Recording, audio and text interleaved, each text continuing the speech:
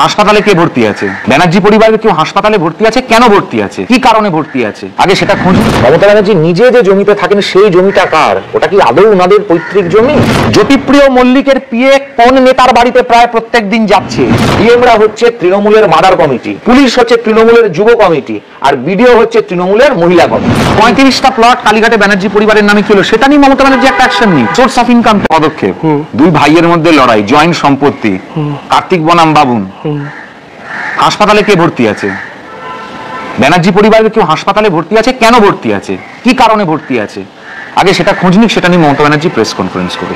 এই যে একটা ভাইয়ের 35টা প্লট কালীঘাটে ব্যানার্জি পরিবারের নামে কি হলো সেটা নিয়ে মমতা ব্যানার্জি একটা অ্যাকশন নিক। সোর্স অফ ইনকামটা কি? মমতা ব্যানার্জি, বাবুন ব্যানার্জি, কার্তিক ব্যানার্জি, গণেশ ব্যানার্জি, এনাদের বাবা মারা কেউ তো জমিদার বাড়ির কেউ ছিলেন না, আবার এরা কেউ বিরাট বড় ব্যবসায়ী ছিলেন না, ওই আম্বানি টাটা যেগুলো বলা হয় ওরম কেউ নয়। তো তাহলে 35টা প্লট কিভাবে তারা বানাতে পারলো? আমরা তো একটা প্লটও এখন অব্দি বানাতে পারিনি। ঠাকুর দাদা বাড়িটা তৈরি করে গিয়েছিলেন, এত বড় যেখানে আছি। তাই আপনার কি মনে হয় পারিবারিক বিবাদের ফলে কেউ হাসপাতালে ভর্তি এটা ইঙ্গিত করতে? একদম পারিবারিক বিবাদের ফলে, কারণ ধাক্কাটা কে মেরেছিল সেটা তো এখন আমরা জানতে পারিনি।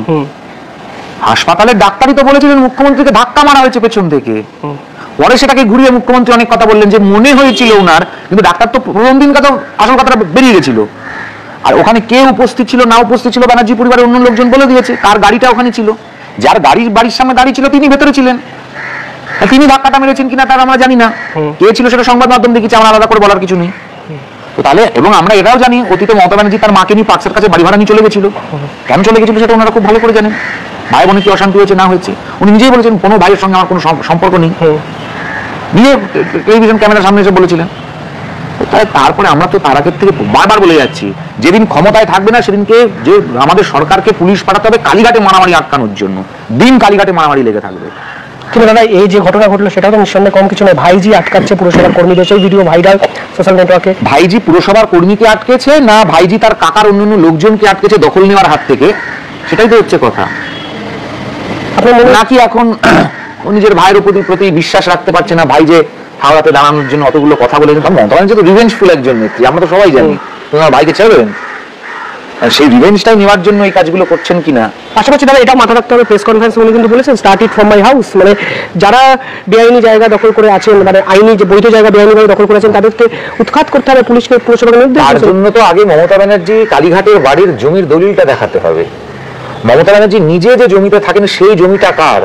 ওটা কি আদৌ ওনাদের পৈতৃক জমি, না ওটা রানী রাসমণির দান, দেবোত্তর সম্পত্তি, না কার সম্পত্তি সেটা দেখাতে হবে।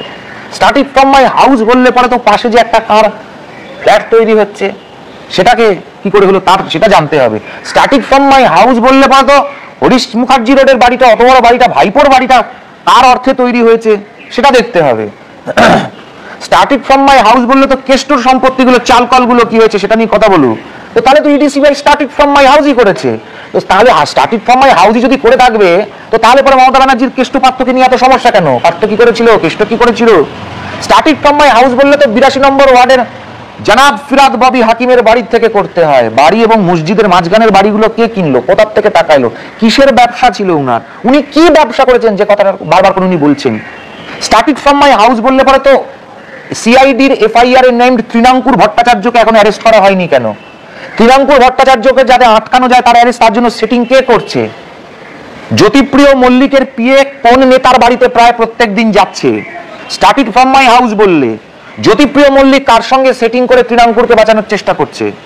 Start it from my house বললে অনেক কথা আসে, এসব ন্যাকা নাবন্তা মমতা ব্যানার্জির start it from my house হলে পরে সব থেকে আগে মমতা ব্যানার্জি ধরা পড়বে। কারণ কুণাল ঘোষ বলেছিলেন সারদার এন বেনিফিশিয়ারি মমতা ব্যানার্জি। কুণাল ঘোষ বলেছিলেন সারদার সব টাকা মমতার বাড়িতে আছে, সংবাদ মাধ্যমে বেরিয়েছিল বিস্ফোরক কুণাল এজলাসে।